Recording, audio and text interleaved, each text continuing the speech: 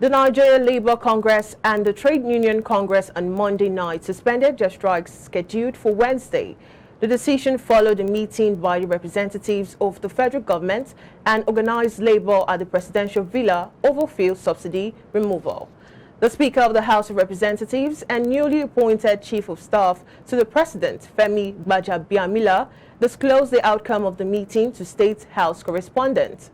According to him, the federal government, the TUC and the NLC would establish a joint committee to review the proposal for any wage increase or award and establish a framework and timeline for implementation, with a view to include of low-income earners in the program.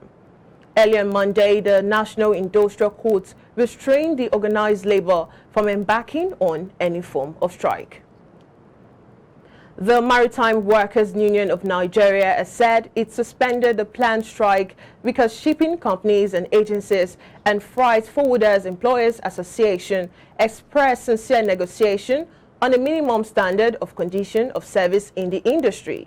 The decision followed the shutting down of the port on Monday by the union over the poor treatment of its members by shipping companies.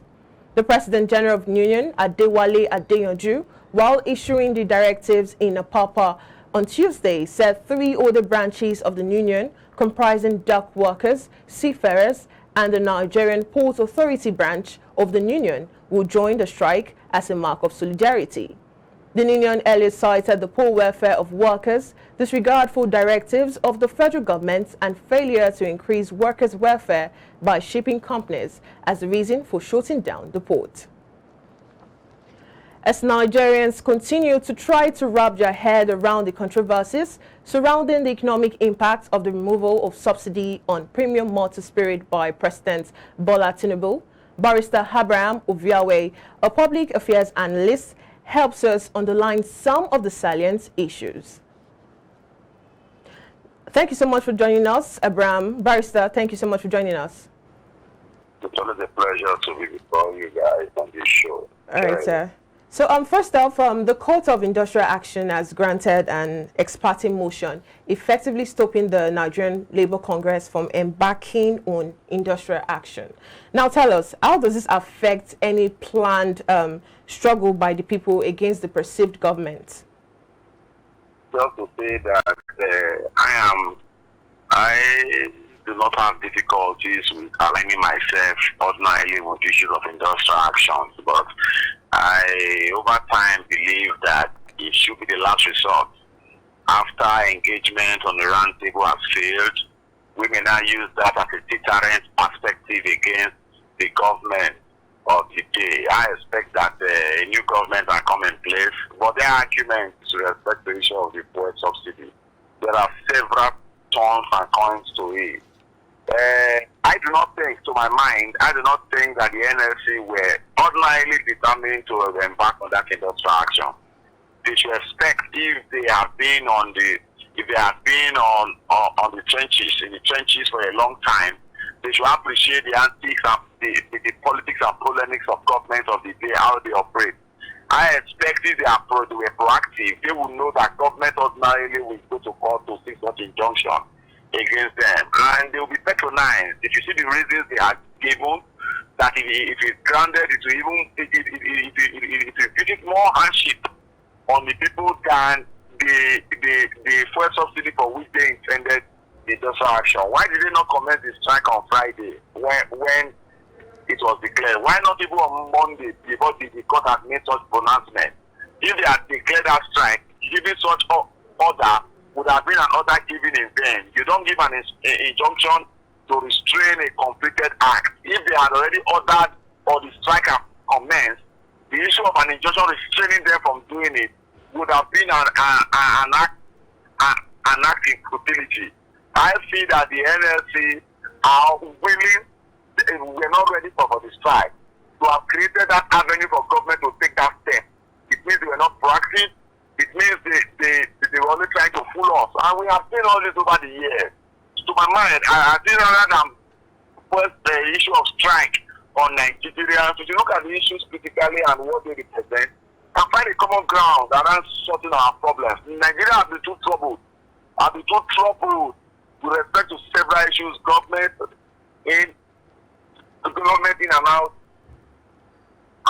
in and out have had issues with several issues. An industrial action at this time, when you have not sat down on the table of brotherhood to find a common partner ourselves, I think it's not the best for Nigerians, because that would have treated them more harshly than the removal of fuel subsidy they have brought to Nigeria. What we need is men with good health to sit on the round table and address critical issues at that time. That is my own personal view, and that's what I say about that. I think the order has been given, and no matter how wish or fair any other of course it must be obeyed or be appealed against or actually vacated. That's it. Okay, Barrister, now let's take it to the issue of removal of subsidy on petrol. Now, this has long been on the minds of successive governments, and I mean with the Goodluck Jonathan government. So, Barrister, is there something wrong with the manner and way President Tinubu kick-started is? Now, bearing it in mind that a large number of Nigerians had it in mind that the subsidy should have been a gradual phase-out and not, a complete phase-out like it was stated by our President Tinubu. Let me also tell you, while I do not want to hold brief for the current government of the day, I concede that because the whole idea of subsidy in the first place, if truly it existed, because we have had too many stories, too many theories around the subsidy in itself. A lot of persons have argued that the subsidy in the first place does not even exist. It's a scam. It's a scam which the elitists have used in making Nigeria have money. There have been too much secrecy around this issue of fuel subsidy. Government in and out coming, they seem not to get to the bottom of this issue. Why is it difficult at the end of the day? If Nigerians are made to pay more to buy fuel and such funds are channeled into other productive venture, the challenges we have had is the inefficiency of government over time. The issue of fuel subsidy, Jonathan was vilified for attempting to want to remove it. There were hue and cry, there were strikes, we went to the street, we went to mass holocaust to face but that again didn't solve the problem. 8 years down the line, Muhammadu Buhari's administration played the role of the ostrich. He pushed it into the next government that it will be out in June. For me, and like what the current administration have said, I do not want to look at the negative side. They have said it's a courageous move to liberate this country, that it's unfair for government to feed the greed of the elite who this money gets into their pocket. They keep saying this year in, year out. And we are not seeing victims, persons who have involved themselves in it. It's a crime in itself. Nobody has been arrested. Nobody has been indicted. It has been lip service from here, from Jonathan's government to Buhari's government. Now they keep saying it's a scam, it's a scam. Who are the persons behind this scam? It's an economic crime. Who are those behind it? Beyond removing it, let's see the victims of these actions. Now that you have removed it because it's a scam, beyond just this removal and replace is going to cost to Nigerians. Nigerians want to know those who have been making up our common patrimony, who have been feeding, who have been feeding very fast, who have been involved in primitive acquisition of our common patrimony. We want to know them. Why hiding them? If you say what they are doing is bad. I feel that, and I concede that it ought to be gradual. But again, if you do things gradual and it is already a scam, it means you are still feeding the greed. Expose these persons who have been doing it. Show conscious efforts of wanting to turn the days and fortune of Nigeria, directing it to the path of prosperity. We talk about roads. Government in that have invested billions of naira. The effect of this we have not seen.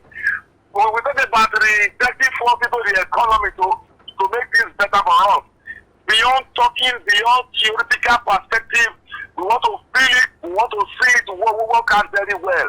These are our challenges.